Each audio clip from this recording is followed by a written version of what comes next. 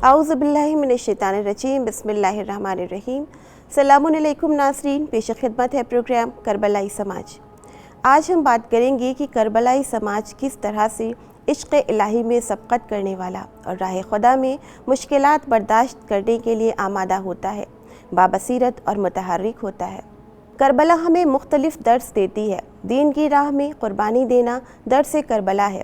اپنے عمل سے امام حسین علیہ السلام نے اہل ایمان کو یہ تعلیم دی کہ جب دین کی بنیاد خطرے میں ہو تو اس کے تحفظ کے لیے کسی بھی طرح کی قربانی پیش کرنے کے لیے تیار رہنا چاہیے۔ امام حسین علیہ السلام نے جب یہ دیکھا کہ اسلامی معاشرے کی حکمرانی یزید جیسے شخص کے ہاتھ میں آ گئی، جس نے کھلے عام الہی احکامات کی نافرمانی کی اور انسانی قدروں کو پامال کیا، ظلم و جور سے کام لیتے ہوئے دین الہی میں تحریف شروع کر دی، تو آپ نے قیام فرمایا۔ ناظرین، فی سبیل اللہ ہجرت کے بڑے اچھے اثرات ہوتے ہیں۔ ایک طرف تو دنیا میں اچھا مقام ملتا ہے اور آخرت کا اجر تو بہت زیادہ ہے ہی۔ سورہ نحل کی آیت نمبر 41 میں اس سلسلے سے اعلان پروردگار ہو رہا ہے، اور جن لوگوں نے ظلم سہنے کے بعد راہ خدا میں ہجرت اختیار کی ہے، ہم عنقریب دنیا میں بھی ان کو بہترین مقام عطا کریں گے، اور آخرت کا اجر تو یقیناً بہت بڑا ہے اگر یہ لوگ اس حقیقت سے باخبر ہوں۔ سید الشہداء امام حسین علیہ السلام نے یزید کی بیعت کو قبول نہیں کیا اور اپنے مقصد ہدف کو حاصل کرنے کے لیے جد و جہد کی۔ 18,000 خطوط امام حسین علیہ السلام کی خدمت میں کوفے والوں کی طرف سے پہنچے۔ امام حسین علیہ السلام نے ان کی دعوت کو قبول کر لیا۔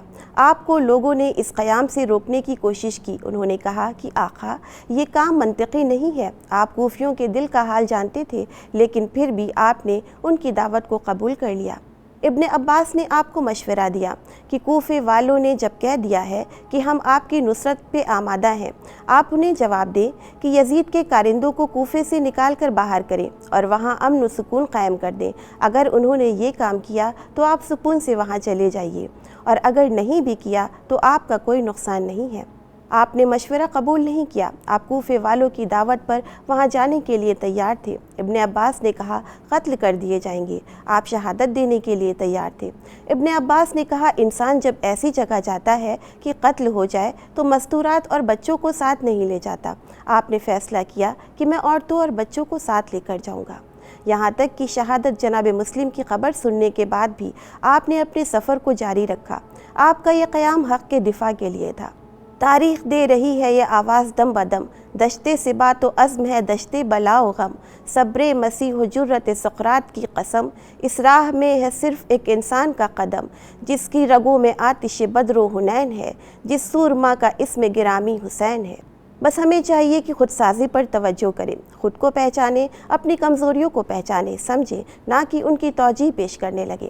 حالات کا جائزہ لیں، حق کی پیروی کریں، جیسا کہ امام حسین علیہ السلام نے زمانے کے بدترین حالات کی بنا پر مدینہ ترک کر دیا اور کربلا کا سفر اختیار کیا۔ آپ نے اپنے ساتھ بچوں اور عورتوں کو لیا۔ بچوں کی شہادت، بیویوں کی قربانیاں، صداقت، ایثار جیسی بلند و بالا صفات اس طرح ابھر کر سامنے آئیں کہ کربلا ایک مکمل آئینہ زندگی بن گئی۔ امام حسین علیہ السلام نے مدینے سے روانہ ہوتے وقت اپنے مقصد کا اظہار کیا، جو کہ عدل و انصاف کا قیام ہی تھا، اور یہ کہ امر بالمعروف اور نہی عن المنکر ہی تھا۔ کربلا میں ہی رہ جاتی اگر جناب زینب سلام اللہ علیہ نے اسے لوگوں تک نہ پہنچایا ہوتا۔ آپ نے مقصد قیام امام حسین علیہ السلام اور اہل بیت کی عظمت کو، دین حقیقی کو لوگوں تک پہنچایا، اور کربلا کی تکمیل ہوئی۔ ہم سب ذکر حسین علیہ السلام سنتے ہیں، پڑھتے ہیں، اور آپ کی مصیبتوں پر، شہادت پر گریہ کرتے ہیں، اور کردار اہل بیت اطہار میں اپنی دنیا اور آخرت کے لیے روشنی تلاش کرتے ہیں۔ بے شک اہل بیت اطہار پر جو مصائب ڈھائے گئے وہ بہت دردناک ہیں۔ جو بھی ائمہ آئے، کسی کا بھی مقصد دنیاوی حکومت حاصل کرنا نہیں تھا، لیکن یہ کہ ظلم و جور کے خلاف آواز بلند کی جائے اور مظلوموں کا ساتھ دیا جائے۔ جس طرح امام حسین علیہ السلام نے شہادت دے کر بلند ترین مقام حاصل کیا اور آپ کو سید الشہداء کا لقب ملا۔ آپ نے اپنے قیام، شجاعت، بصیرت کی بنا پر کربلا کو فتح کر لیا۔ بس ایک کربلائی سماج صاحب بصیرت ہوتا ہے، ظلم اور بربریت اور عداوت کے خلاف آواز بلند کرتا ہے اور الہی احکام کی پیروی کرتا ہے، اسے لوگوں تک پہنچاتا ہے۔ ہمیں یقیناً ایک کربلائی سماج کی تشکیل کے سلسلے سے پوری کوشش کرنی چاہیے۔ اسی کے ساتھ ہمارے پروگرام کا وقت ختم ہوتا ہے. اجازت دیجیے، انشاءاللہ پھر ملیں گے. دعاؤں میں یاد رکھیے گا. تب تک کے لیے خدا حافظ.